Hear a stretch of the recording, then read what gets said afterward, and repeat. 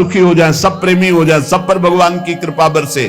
पर जब तक आप नाम जप नहीं करेंगे, जब तक आप लीला गुण श्रवण नहीं करेंगे, जब तक आप ठाकुर सेवा में तन्मय नहीं होंगे, तब तक प्रेम का अनुभव नहीं होगा। भगवान की कृपा सब पर है, पर अधिक महत्व भजन में दो, ये समझ में नहीं आता। आशीर्वाद प्रेमी रसिक महापुरुष हैं, अगर आप कृपा पर विश्वास रखते हैं तो यही उनकी कृपा है। हरिवंश कृपा हरिवंश कहां, हरिवंश कहां, हरिवंश लहाए, हरिवंश सुलाभ सदा तिनके, सुख संपत्ति दंपति जो जिन। जो कह दिया कि बोलो राधा राधा, इसी से सब प्राप्त हो जाएगा। ये जो लोग तर्क विवाद करते हैं, हमारा उनसे कोई प्रश्न उत्तर नहीं। हम उन सद्भावना वालों से प्रार्थना करते, बिना कोई संशय किए, जैसे डॉक्टर के द्वारा दी हुई दवाई खा लेते हो आप, ऐसे आप बिना संशय के राधा नाम जपो और परिणाम में आपका मंगल ना हो तो आप बताना।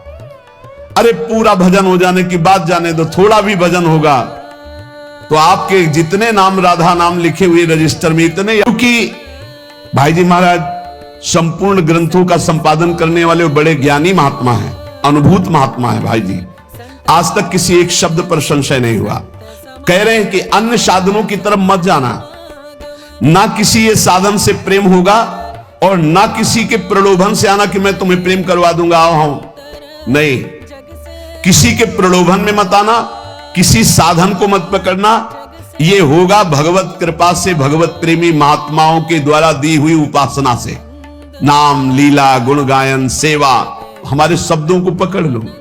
नाम लीला गुण गायन सेवा, ये तीन है ऐसे महान जो त्रिगुणात्मिका माया से हटाकर भगवत प्रेम की प्राप्ति करा देंगे, प्रिया प्रीतम का साक्षात्कार करा देंगे। विश्वास करो, शरणागति उनके चरणों के आश्रय से इसमें रति हो जाएगी। नाम में रति, रूप गुण में, लीला गुण में, धाम में, ये सब संत महापुरुषों का जो कह रहे वही कर रहे। अब जो ही कहा करे हम सोई, आयुष लिए चले निज दासी, मन क्रम वचन त्रिशुद्ध सकल मत, हम श्री हित हरिवंश उपासी। उसे अन्य किसी साधन की तरफ आकर्षित नहीं होना चाहिए। अष्टांग योग, बहुत से भी अन्य साधन है और अन्य प्रवक्ता हैं। अपने गुरु प्रदत्त साधन का दृढ़ भरोसा, इसी से सब काम हो जाएगा। खुल के कह रहे, तीन बात केवल पकड़ ले, नाम जप, वाणी गायन और ठाकुर सेवा। महाराज कह रहे, जब भगवान किसी को अपना परम प्रेमामृत प्रदान करना चाहते हैं तो भगवत कृपा कटाक्ष से भगवत प्रेमी महात्मा का संग मिल जाता है और उनकी अधीनता हृदय में आ जाती है। अब जो ही कहां करे हम सोई, आयुष लिए चले निज दासी। अन्य साधनों का कोई भी आकर्षण नहीं, और जो गुरु प्रदत्त साधन है उस पर दृढ़ विश्वास, इसी से काम हो जाएगा। यही पाने का उपाय है। अन्य साधन में इतनी सामर्थ्य नहीं। या गुण साधन, गोस्वामी तुलसीदास जी, या गुण साधन ते नहीं हुई, तुम्हारी कृपा पाओ कोई कोई। कोई कोई कौन? वही जिसे भगवत प्रेमी प्रियालाल मिलेंगे, वो तो गुरुदेव की कृपा से मिलेंगे, वो तो प्रियालाल अपनी कृपा से मिलेंगे। सत्कर्म जितने भी हैं ये असत्कर्म हटाने के लिए हैं। एकमात्र प्रभु की इच्छा में अपनी इच्छा को मिला दो, ये सबसे बड़ा साधन। जो ही प्यारो करे सोई मोई भावे। जैसे वो तुम्हें रखें उसी में संतुष्ट रहो। इसका मतलब नहीं, ये नहीं कि कुमार्गामी वृत्तियां पापाचरण कर रहे हो तो उसी में संतुष्ट रहो क्योंकि प्रभु ऐसा रख रहे।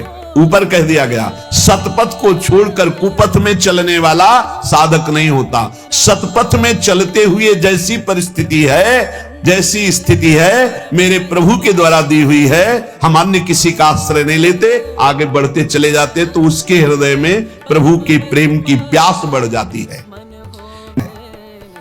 चाहे स्त्री शरीर हो या पुरुष शरीर हो, सबका अधिकार है इसी जन्म में भगवत प्रेम प्राप्त करके आवागमन से मुक्त होना।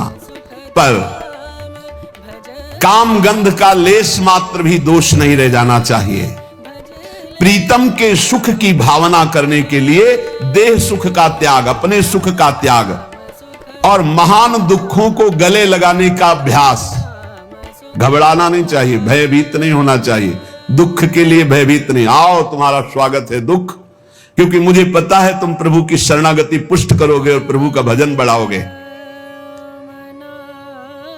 पवित्र पवित्र भावना, पवित्र विचार, पवित्र वाणी, पवित्र शरीर, तो परम पवित्र भगवान से प्रीति।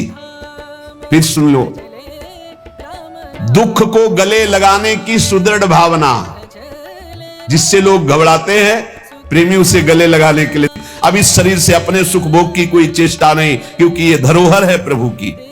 ऐसे पवित्र विचार वाणी शरीर वाला यथार्थ प्रेमी होता है। इस जगत में जो पाखंड कर रहे हैं, शरीर भोगों में लगा है, वाणी प्रपंच में लगी है, मन रुपए पैसे में लगा है, परिवार के भोगों में, परिवार के सुखों में, और बात हम करें ज्ञान वैराग्य और प्रेम की, तो ये पाखंड ही होगा।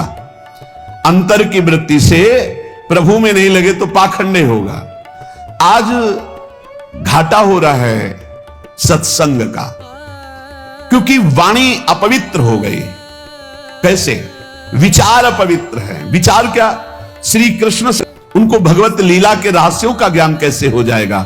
इसलिए इस जगत के भोगों से स्वाभाविक जिसका संत संग के प्रभाव से वैराग्य हो गया है, काम गंध लेश शून्य है, ऐसा पवित्र हृदय भगवत प्रेम का अधिकारी होता है।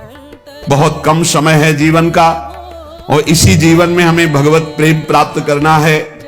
श्री बिहारिन देव जी महाराज कह रहे, ताते भजन श्याम कर लीजय।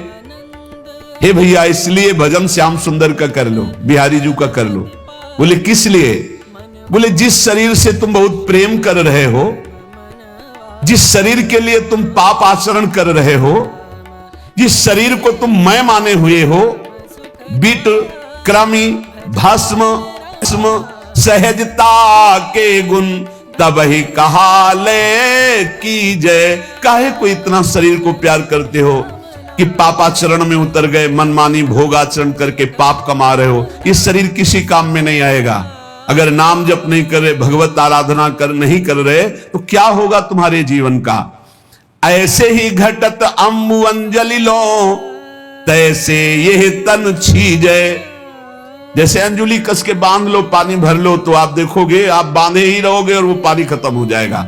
ऐसे तुम्हारी आयु खत्म हो रही। जीवो अल्प विकल्प परे घट घुन ज्यों दारु चरी जय। जैसे गेहूं में घुन लग जाए तो पता नहीं चलता, अंदर से खोखला कर देता है। ऐसे अंदर इसका ज्यादा गर्व मत करो, अभिमान मत करो। तुम्हारे पास अभिमान लायक कुछ है नहीं। जिनके पास था वो भी मिट्टी में मिल गए। सास बाव दस बदन आदि नृप बचे न काल बलीते, मन पछतई है अवसर बीते। कैसा था रावण? सास बाव 10 बदन रावण कैसा था? बोले 10 मस्तक 20 भुजाएं, एक खोपड़ी तो है। तो कितना अभिमान करते हो। और जिसके 10 खोपड़ी हो, वो 10 खोपड़ियों से दिमाग चलता हो, कितना बड़ा निर्णय होगा उसका। 10 खोपड़ी एक साथ काम कर रहे, एक खोपड़ी वाले तो आतंक बचा दे अगर दिमाग खराब हो जाए। और वो महाबली अभिमानी 10 तो नजदीक की भूमि नहीं, पैर धरता तो धमक में पृथ्वी कांपती थी। चलत दशानन डोलत अवनी, पृथ्वी कांपती थी। जैसे नौका में गजरात चढ़े ना तो हिलने लगा, ऐसे पृथ्वी कांपती थी जब रावण चलता था। देवताओं के लिए भी अजय था, कोई देवता रावण से जीत नहीं सकता था। उसका भाई कुंभकर्ण, वो तो पूरा सृष्टि विनाशक ही था। भगवान ब्रह्मा जी जब वरदान देने के लिए प्रकट हुए, बोले वरदान मांगो। ब्रह्मा जी बोले तो कि वरदान मांगो, पर सोचा कि ये वरदान कहीं कुछ और मांग लिया तो गड़बड़ हो जाएगा। अगर ये जागता ही रहा तो बोला इंद्रासन, निकला क्या? निद्रासन। बोले तथास्तु, सोता रहे तो भैया, सोने में ही तेरे कल्याण। और रावण का पुत्र मेघनाथ तो देवराज इंद्र को ऐसे बंदी बना के लाया था जैसे किसी बंदर को पिंजड़े में बंद करके, ऐसे रावण के सामने कैद करके देवराज इंद्र को। भगवान शंकर सहित कैलाश पर्वत को कई बार ऐसी भुजाओं में उठाया रावण ने, देख लो। और घर में झाड़ू लंका में कौन लगाता था जानते हो? लिखा हुआ इसमें, वायु देवता झाड़ू लगाते थे। हवा चल गई साफ, सोने की जरूरत नहीं है। वरुण देवता वहां पानी की थे, लोकपाल हाथ जोड़े खड़े रहते थे। एक बार मृत्यु देवता आए तो बंदी बना करके कारागार में डाल दिया रावण ने। आज तक किसी ने मृत्यु को बंदी बनाया हो ऐसा नहीं, लेकिन रावण ने मृत्यु को बंदी बना दिया। रतन वैभव, इतना प्रताप कि स्वर्ग लुटता घूमता था चरणों में रावण के। लेकिन भाई सुरासुर विजयी, त्रिभुवन को रुलाने वाला परम प्रतापी रावण जब भगवान श्री राम का विरोध किया तो काट काट के सब भुजाएं और गर्दन ऐसे मारे घूम रहे थे। बंदर जैसे फुटबॉल ने इसे लात मारते थे रावण की खोपड़ी में, कटी खोपड़ियों में 20 भुजाएं ऐसे पड़ी। सारा गर्व चूर हो गया, छिन्न भिन्न, पूरी लंका त्राहिमाम बोल दी। ऐसा प्रतापी रावण नहीं बचा तो कौन बचेगा फिर? मृत्यु को जिसने बांध रखा था सर्वनाश हो गया। और सुनो, रावण उनका मेरा भय नहीं, बोले पाई भर नहीं आपका भय है। बोले त्रिभुवन में ऐसा कौन है जिसको मेरा भय नहीं? मार उछलते हुए गदा लेकर और 20 भुजाओं में 10 धनु धारण करके एक साथ बाण संधान कर सकता था।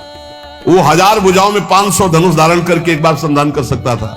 तो रावण गए, ललकारा है, देखा शास्त्राबाहु अर्जुन को, ललकारा, शास्त्राबाहु अर्जुन ने कहे रावण को ऐसे पकड़ लिया जैसे कोई कार्टून को पकड़ ले। 10 खोपड़ी 20 भुजा ले जाके घुड़साल में बंद कर दिया जहां घोड़े बंधते थे। पुलस्त जी ने जाकर के इसको छुटाया था। ऐसा महाबली 1000 भुजाएं 500 धनुष एक साथ चढ़ा करके अलग अलग अस्त्रों का संधान करने की सामर्थ्य भगवान दत्तात्रेय की कृपा से प्राप्त थी। शारीरिक बल था, योग की सिद्धियां थी, कोई तुलना नहीं थी शास्त्राबाहु अर्जुन की। पर क्या काम आया? अभिमान बढ़ गया, जमदग्नि जी का अपमान कर दिया तो भगवान परशुराम जी ने काट के फेंक दी 1000 भुजाएं, गर्दन, पूरे वंश का विनाश कर दिया। जिसके 10 मस्तक 20 भुजाएं वो